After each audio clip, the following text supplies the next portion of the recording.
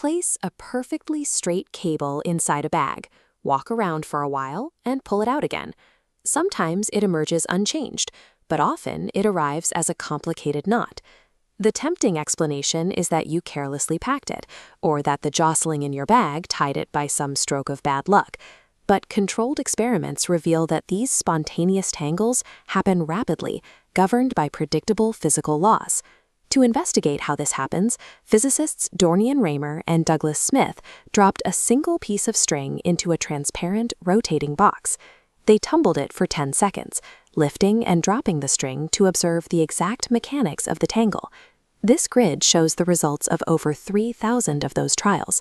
The researchers observed at least 120 distinct types of prime knots, with some requiring a minimum of 11 separate crossings in their simplest possible diagrams.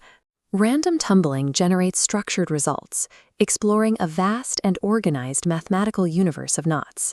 But this topological exploration only happens under specific physical conditions. The first rule is length.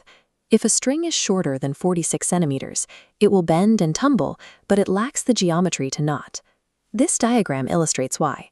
Inside a 15-centimeter wide box, a piece of string needs roughly 47 centimeters of length just to complete a single turn along the interior walls. Anything shorter leaves no slack for the end of the string to pass through the loop it just made. Once we transform this diagram into a line graph measuring string length against knot frequency, we see the probability of knotting surges upward after the 1.5 meter mark. A longer string forms multiple loops, giving its free ends more opportunities to cross through them. Yet, as the length reaches 6 meters, the probability line stops climbing towards certainty and levels off at roughly 50%. Adding more material eventually crowds the container. The extra length presses against the walls and layers upon itself, creating friction that halts the string's movement.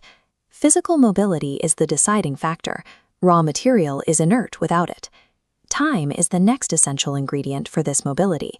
If you take a 3-meter string and extend its tumbling time from 10 seconds to 30 seconds, the probability of a knot forming jumps from 50% to 74%. You might assume that applying more energy and spinning the box faster would have a similar effect. Instead, tripling the rotation speed causes the knotting rate to drop. High-speed rotation generates a strong centrifugal force. This instantly pins the string directly against the walls of the clear container, immobilizing it completely and preventing the ends from tumbling through the empty center.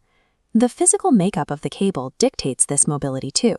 A supple earphone wire navigates tight loops and slips between neighboring segments, while a stiff power cable wedges itself into broad, unmoving coils that refuse to yield.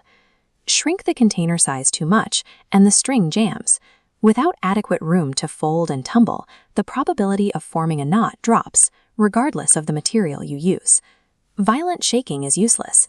Knotting relies on providing enough uninhibited space and tumbling motion for free ends to change their relative positions. Fascinated. When the conditions are right, the actual mechanism of knot formation begins. First, the limited space inside the container forces the long string to fold into a series of roughly parallel coils. As the container tumbles, one of the free ends of the string begins to wander through these parallel loops. This animated model demonstrates what mathematicians call random braid moves. The free end acts like an active line, repeatedly passing over and under the adjacent segments, weaving a continuous pattern through the available loops. Most of these weaving sequences simply undo themselves as the tumbling continues, but occasionally the free end passes through a collection of loops in an exact sequence that topologically locks, making it impossible to reverse simply by pulling the two ends apart. You rarely see this exact moment, which is why pulling the cable out of your bag seems to magically create the knot. The tension merely tightens these surviving woven sequences into the compact structure we recognize. Researchers confirmed this theory by running a computer simulation with just 2 inputs, the number of available strands and the number of braid moves. Those 2 variables replicated the variety of knot complexities found in the physical experiments. The mechanism is clear. Length supplies the loops, flexibility allows the crossings, confinement brings strands together, and time provides the opportunities. Your bag functions as an efficient geometric search engine, discovering the ordered states hiding inside a simple, flexible line.